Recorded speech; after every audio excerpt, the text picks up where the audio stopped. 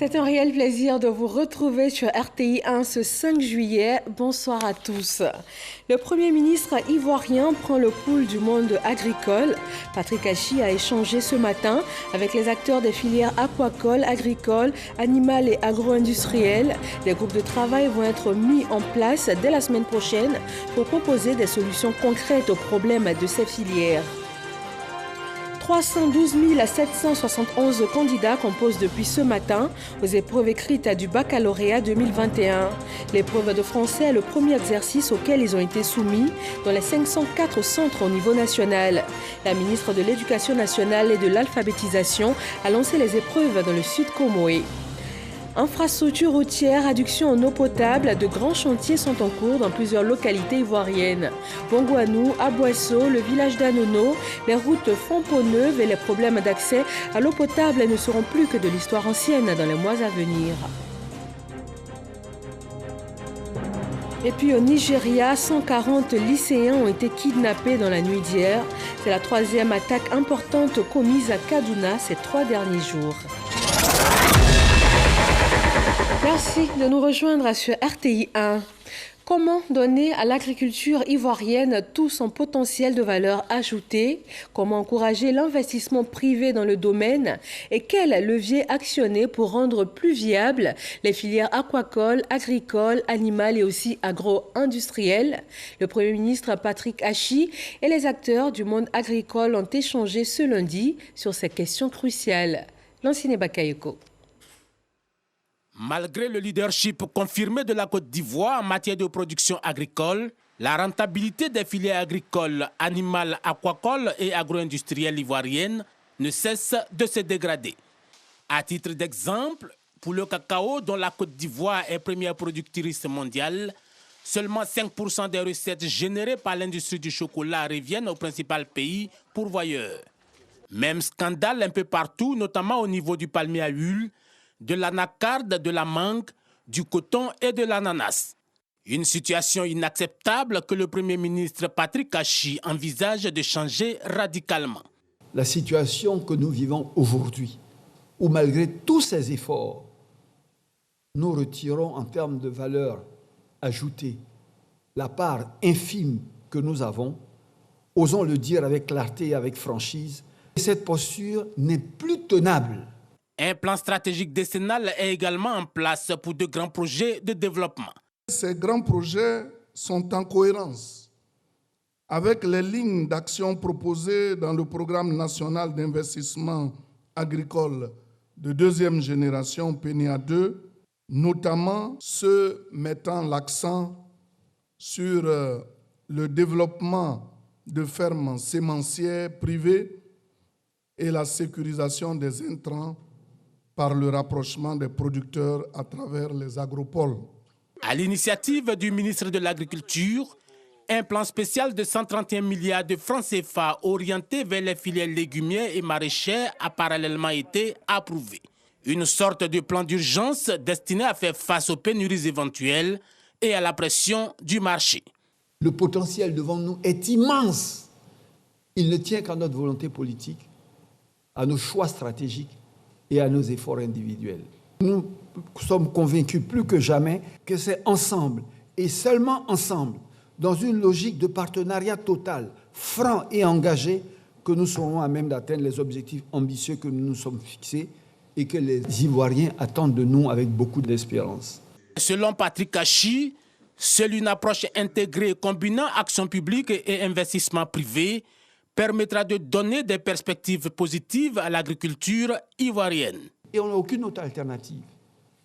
Le fer de lance de cette Côte d'Ivoire solidaire, où les paysans sont transformés en fermiers, où les producteurs sont transformés en transformateurs de première et de deuxième transformation, où effectivement on a des nationaux qui ont la capacité, en tant que champions nationaux, d'aller sur les marchés extérieurs et de se battre avec des produits de notre pays qui sont compétitifs et qui répondent aux normes. Je crois que c'est le combat que le président a confié à notre génération. À partir du 12 juillet prochain, Des groupes de travail public-privé vont être créés pour identifier les besoins de l'ensemble des filières agricoles. Le rôle de cette task force bipartite, mettre à la disposition du gouvernement au plus tard le 11 septembre, une feuille de route qui dessinera les premiers projets pilotes attendus avant décembre 2021. Voilà une année que l'ancien Premier ministre ivoirien Amadou Gon Coulibaly a été rappelé à Dieu. Pour ce premier anniversaire de son départ, une cérémonie officielle de présentation de ses mémoires s'est tenue ce lundi à l'hôtel Sofitel en présence du chef du gouvernement Patrick Hachi. L'œuvre Amadou Gon Coulibaly, le cœur et l'esprit, que présente Ziad Limam, patron du journal Afrique Magazine, et Venance Konon, patron du groupe Fraternité Matin, est un livre autobiographique. Dans le domaine de l'éducation nationale, ils sont plus de 312 000 candidats à se soumettre depuis ce matin aux épreuves écrites du baccalauréat 2021. Le lancement officiel de cet examen à grand tirage a été fait à Adiaké, dans le sud de Comoé, par la ministre de l'Éducation nationale et de l'alphabétisation, Maria Toukone. L'épreuve de français est le premier exercice auquel sont soumis les candidats dans les 504 centres au niveau national. Franck Wadio. À Diaké, dans le sud Comoé, nous sommes la veille du baccalauréat. Dans ce centre d'examen, déjà quelques élèves viennent identifier leur salle de composition. Une astuce que tous n'ont pas. Le lendemain, jour J, ce lundi 5 juillet, Arsène et ses amis se livrent au même exercice. Se rassurer et être prêt afin d'affronter la première épreuve, celle du français. Dans cet établissement, il est presque 8 heures, arrive la ministre de l'Éducation nationale et de l'alphabétisation. Le professeur Maria Toukone a choisi le lycée moderne Camille Conan pour le démarrage officiel du baccalauréat session 2021. Vous avez appris là. Ce que vous savez faire, c'est ce qu'on va juger à travers cet examen. Notre baccalauréat doit être crédible à l'extérieur. Donc concentrez-vous, travaillez. L'examen débute donc. Les candidats disent être dans le bon état d'esprit. Constatons que les sujets sont abordables et nous pensons nous en sortir pendant ces épreuves. La préparation de l'examen s'est bien passée. Nous avons beaucoup fait des révisions et travaillé beaucoup sur le résumé. C'est pour cela que j'ai décidé de faire le résumé. Après Adiaké, cap sur Bonois. Ici, tout se passe bien. J'ai dit qu'on a ici un gros effectif, on a 782 candidats, donc 400 filles et 382 garçons. On a toutes les séries. J'ai choisi le commentaire composé parce que je me sens bien, j'arrive facilement à comprendre le texte. La ministre Maria Toukone, pour sa part, insiste sur l'engagement et l'excellence. Nous voulons juger la valeur intrinsèque de chaque candidat afin que le 27 juillet, ce soit des élèves méritants qui soient admis au baccalauréat. Nous avons mis face à leurs responsabilités afin que la conscience personnelle de chacun prévale au cours de ces examens. Une chose dont nous avons parlé, que chacun n'attende pas qu'il y ait des vidéosurveillances, qu'il y ait des méthodes ultra-modernes de lutte contre la tricherie. Il faut que chacun soit son gendarme. Que chacun sache que le travail qu'il fait, c'est pour soi. Et ceux qui les aident à la tricherie ne les aident pas du tout, ne leur font pas du bien. 312 771 candidats composent pour cette session 2021 du baccalauréat. 504 centres ont été retenus. À Abidjan, nous avons sillonné plusieurs centres de composition, les étapes du lycée classique et de l'école Emmanuel Dioulo du Plateau avec Grace Kando. Lycée classique d'Abidjan, ce lundi, il est 7h25. À l'entrée de cet établissement, des candidats soumis aux règles de sécurité. La raison, ce jour marque le démarrage des épreuves écrites du baccalauréat session 2021. En attendant le début de la première épreuve, quelques réactions. On est en train de s'encourager. Chacun parle de ses expériences, puisqu'on vient de plusieurs écoles. On s'encourage pour le démarrage, pour oublier un peu le stress. Pour l'instant, j'essaie de me concentrer en priant, essayant de me rappeler toutes les notions que j'ai révisées. J'espère que tout va bien se passer. 8h25, le top départ est donné avec la composition française. Le petit retard est justifié par le fait que certains ne connaissent pas leur salle de classe et les enseignants qui doivent surveiller et venaient à compte-gouttes. Il fallait que le dernier enseignant soit dans la classe pour la surveillance. C'est ce qui a fait qu'on a eu ce petit retard. Mais je pense que pour la première journée, commencer à 8h25, ce n'est pas déjà un trop grand retard. Pour le moment, en tout cas, tout se passe bien. Nous n'avons pas eu assez de problèmes. Je trouve l'épreuve plutôt abordable. L'épreuve parle de la littérature. On peut espérer avoir une bonne note. Il faut se concentrer, rester positif, voilà. Et puis, le reste va venir parce que c'est un sujet qui est assez abordable, qui est assez simple. Parce que ce soit le commentaire composé, la dissertation ou le résumé, ce sont des thèmes qui ont été déjà vus en classe avec nos différents professeurs. Ici, au lycée classique d'Abidjan, ce sont au total 1549 candidats qui frappent aux portes des universités et grandes écoles. Après ce centre, cap est mis sur l'EPP Emmanuel Dioulo dans la commune du Plateau, où composent 44 candidats non-voyants et malentendants. Ça se passe bien, c'est abordable, on comprend, on peut s'en sortir. Pour les non-voyants, voilà, ils travaillent en braille. Et puis après, il y a une équipe de décodeurs qui viennent décoder ce qu'ils ont fait. Et une fois que c'est décodé, on donne aux copistes, c'est-à-dire qu'ils mettent en ordre comme pour les autres candidats. Les malentendants, eux, ils composent comme tout le monde. Ce qu'on fait, tout simplement, on met un encadreur dans la salle pour qu'ils puissent écouter leurs préoccupations. En plus du français, pour cette journée, les candidats ont composé aussi en histoire-géo dans l'après-midi. Demain, ils affronteront l'épreuve de mathématiques.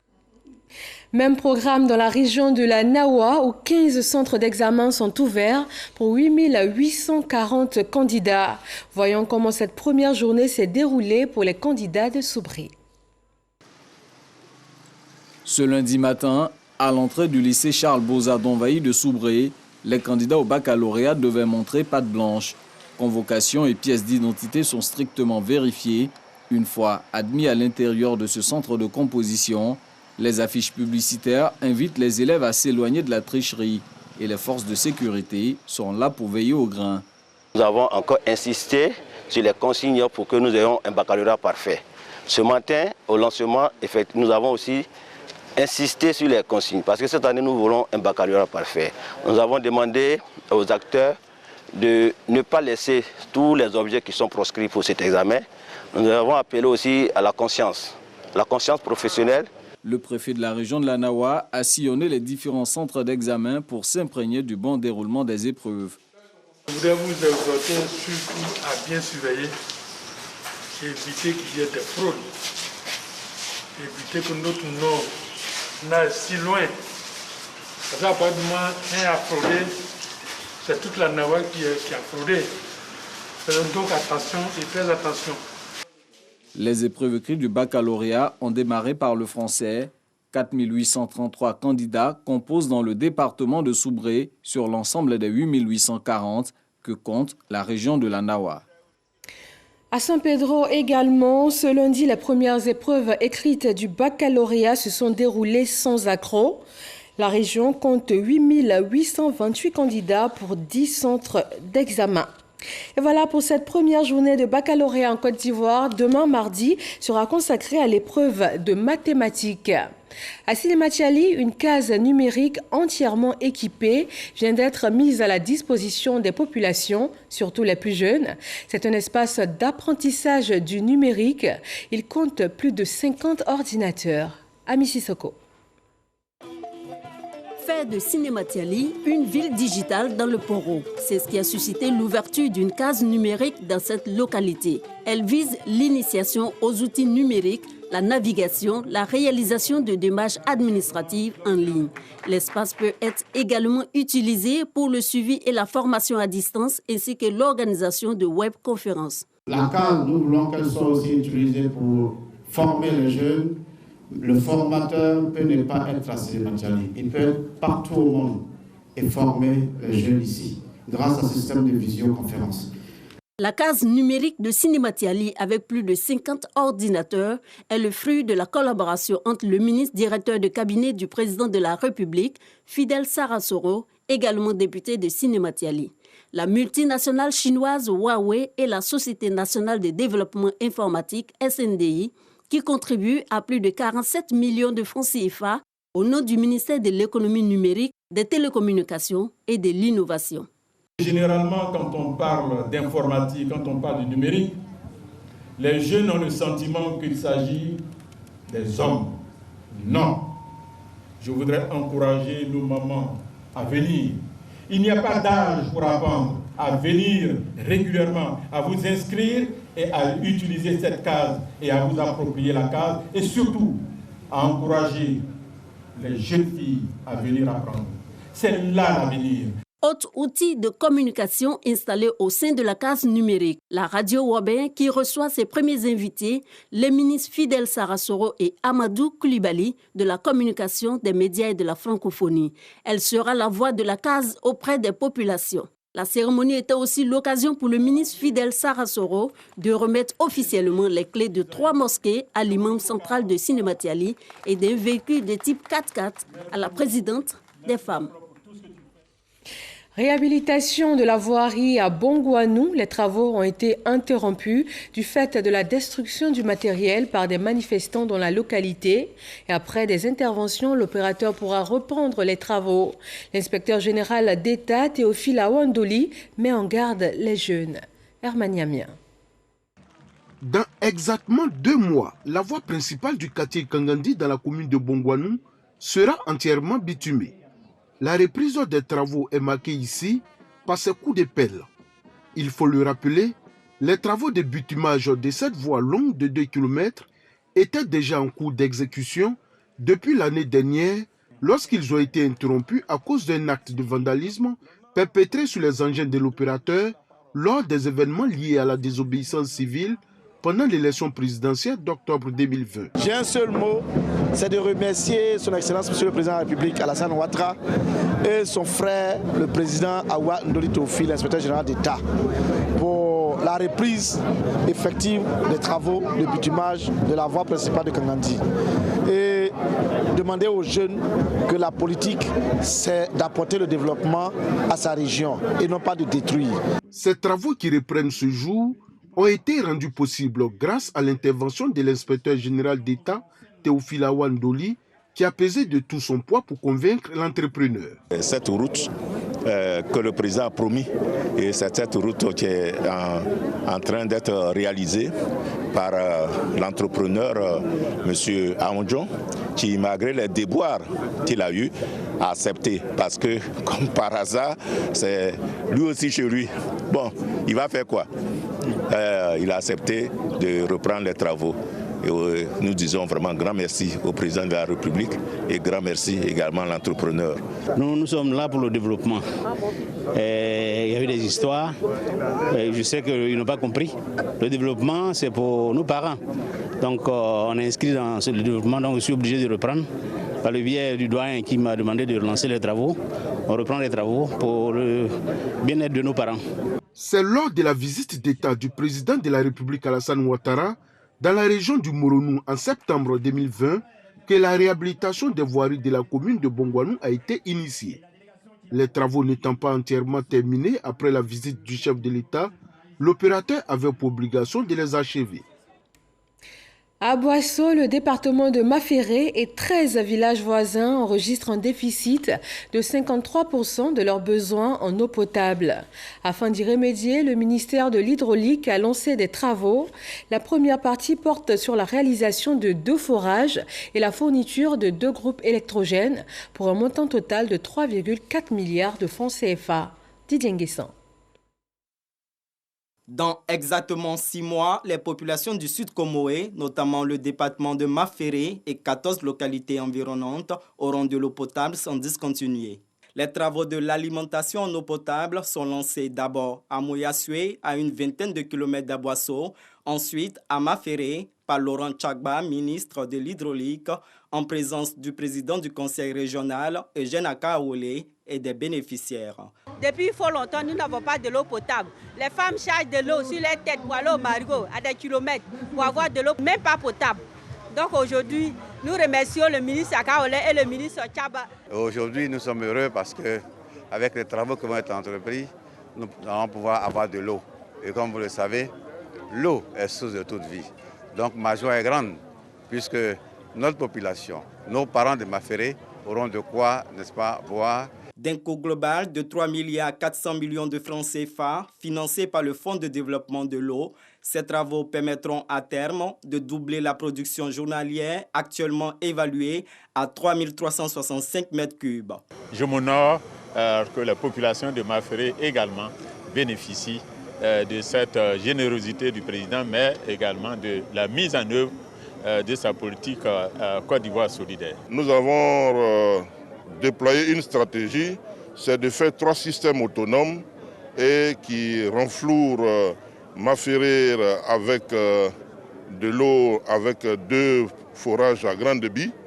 Et comme l'électricité est instable ici, nous équipons l'usine de 2 groupes électrogènes qui vont reprendre en cas de coupure à temps zéro. Maféré et les localités environnantes comptent 44 000 habitants. Leurs besoins en eau potable seront couverts jusqu'en 2040. Des besoins, il y en a également dans le quartier Anono, village atchant de la commune de Cocody. Les infrastructures d'assainissement font défaut et le ministre de la Salubrité et de l'Assainissement a échangé sur place avec la chefferie. Il annonce de grands travaux à Anono et également dans les autres villages atchants d'Abidjan. Eugène Atoubé. Dans le voisinage des jolis immeubles de la Riviera Golf dans la commune de Cocody, Anono. À l'origine, village atchant et aujourd'hui cité dortoir, ce quartier à forte densité humaine contraste violemment avec son voisin par ses problèmes. Promiscuité, insalubrité, inexistence d'ouvrages d'assainissement, voirie désastreuse, invasion des zones non édificantes et faiblesse de l'offre de soins de santé. Une réalité drue et sèche que le ministre de la Salubrité et de l'Assainissement a découverte à l'invitation de la chefferie du village d'Anono. Aujourd'hui, il y a des dépôts d'ordures un peu partout. Le ramassage des ordures, ça ne vient pas comme la Maridon a souhaité. Donc du coup, ça crée l'état d'ordures. Au niveau même du cadre de vie, c'est un peu difficile. Nous, on compte beaucoup sur l'État de Côte d'Ivoire, on compte beaucoup sur le gouvernement pour pouvoir nous aider véritablement à assainir le village. Au siège de la chefferie, les autorités coutumières exposent au ministre Bouaké Fofana les difficultés et obstacles à cause desquels Anono demeure dans l'incapacité à offrir à ses populations un environnement propre et sain et une bonne qualité de vie. Les premiers responsables des structures sous tutelle en charge de l'assainissement, de la salubrité, les opérateurs sont présents. Pour sa première visite à Anono en qualité de ministre de la Salubrité et de l'Assainissement, Bouaké Fofana réalise l'urgence à agir dans l'optique d'un cadre sain dans ce quartier pour le bien-être des populations. Si nous travaillons ensemble, à court terme, il y a des choses qui sont possibles. On peut débarrasser en tout cas à Anono de tous les dépôts sauvages aujourd'hui. Il y a des questions qui vont être traitées à moyen terme, notamment comment collecter les eaux, aussi bien les eaux de pluie que les eaux usées. L'ONAB va réfléchir à la question pour faire des propositions concrètes qu'on peut mettre en œuvre tout de suite. Anono est à l'abri des catastrophes imputables à la force des précipitations qui tombent sur Abidjan grâce aux travaux de renforcement des canalisations et de désensablement des ouvrages existants en aval du quartier. Selon Bouaké Fofana, ces travaux trouveront leur prolongement dans un plan d'urgence que prévoit le gouvernement pour l'ensemble des villages atchants absorbés aujourd'hui par la forte urbanisation que connaît la ville d'Abidjan. Le gouvernement ivoirien ne faiblit pas non plus dans la riposte engagée contre la maladie à coronavirus. Voyons le bilan chiffré pour ce 5 juillet.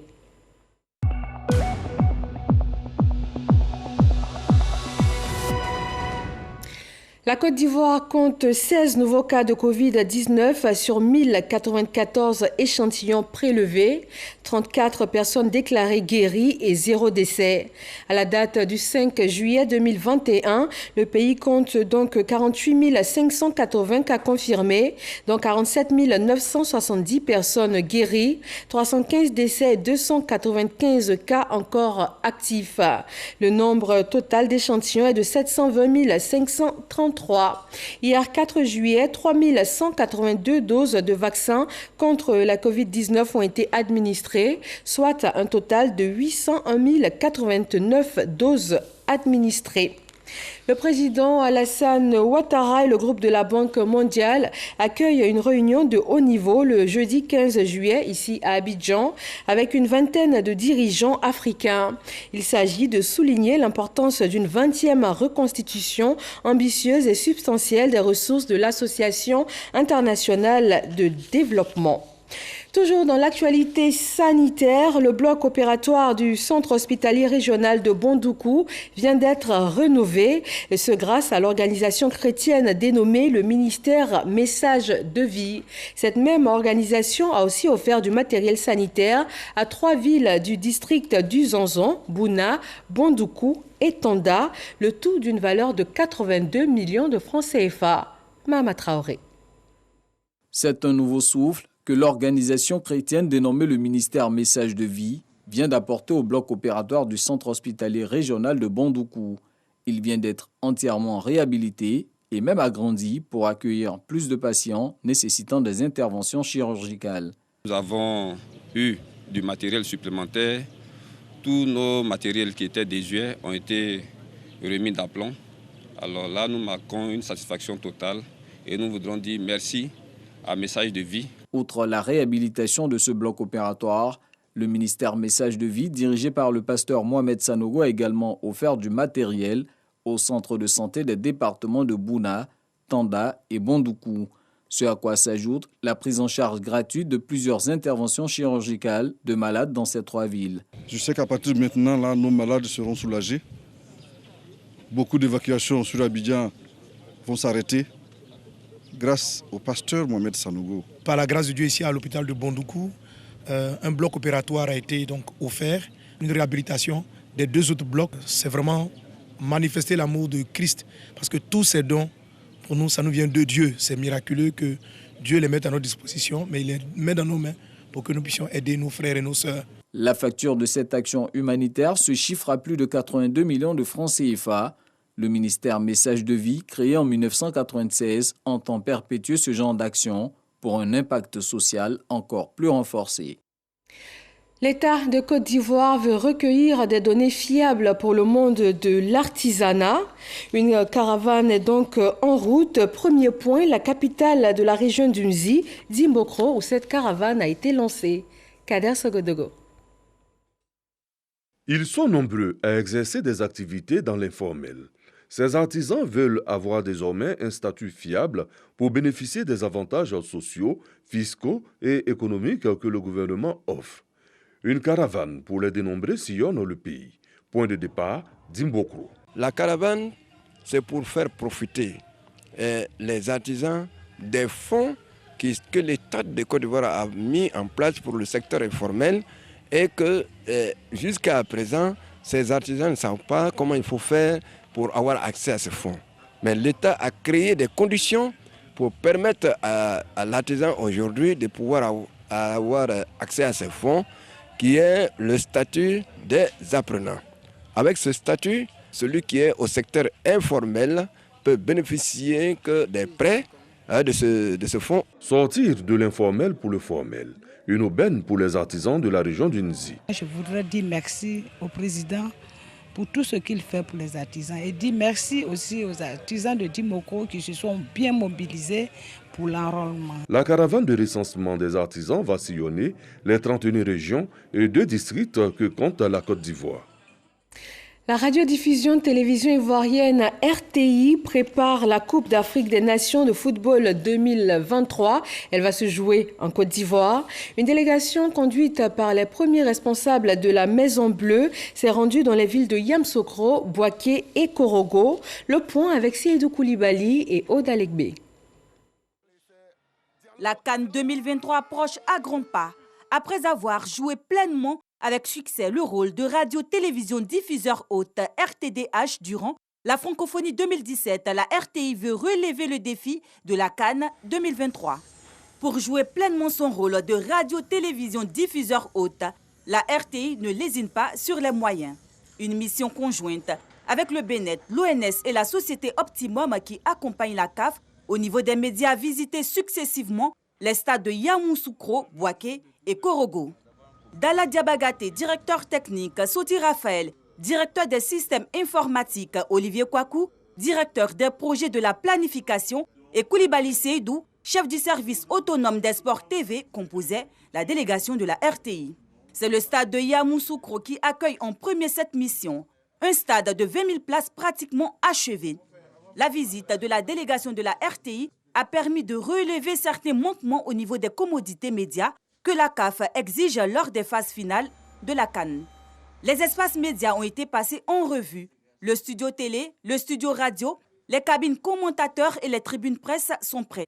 Certains espaces sont prévus comme le Broadcast Area qui nécessite près de 1000 mètres carrés et qui sera l'un des centres névralgiques des retransmissions des matchs. Des espaces comme la salle des photographes ou le bureau du responsable de presse qui n'étaient pas prévus sont à réaliser, tout comme la salle de presse ou centre média qui est à agrandir. Plusieurs points ont été abordés avec les responsables du BNet et de l'ONS par les responsables techniques de la RTI et de l'entreprise Optimum. Après Yamoussoukro, le stade de Bouaké en phase de finition et celui de Korogo, qui a pris du retard, ont été visités. Et toutes les remarques concernant les médias ont été notifiées aux responsables de ces deux sites. Des commodités nécessaires et obligatoires pour que la CAF homologue ces stades et surtout permettre une meilleure retransmission des matchs. L'actualité internationale nous conduit dans le nord-ouest du Nigeria. 140 lycéens ont été kidnappés dans la nuit d'hier et c'est la troisième attaque importante commise à Kaduna ces 3 derniers jours. 7 personnes ont également été tuées dimanche soir dans des attaques sporadiques dans des localités voisines. Des groupes criminels se sont lancés dans ces attaques visant des écoles et des universités, pratiquant des enlèvements de masse d'élèves contre rançon. Mais le gouverneur de l'État de Kaduna refuse catégoriquement de négocier ou de payer des rançons. Tout juste après ce journal, retrouvez votre magazine La Côte d'Ivoire en marche et sera consacré ce soir tout spécialement à la route. Le réseau ivoirien routier en Côte d'Ivoire a plus de 40 ans et pour lui redonner un visage reluisant, le gouvernement ivoirien a entrepris d'énormes travaux. Vous verrez tout cela en détail avec Delphine Blas dans le magazine donc La Côte d'Ivoire en marche. Merci de rester avec nous sur RTI 1. Agréable fin de soirée à tous.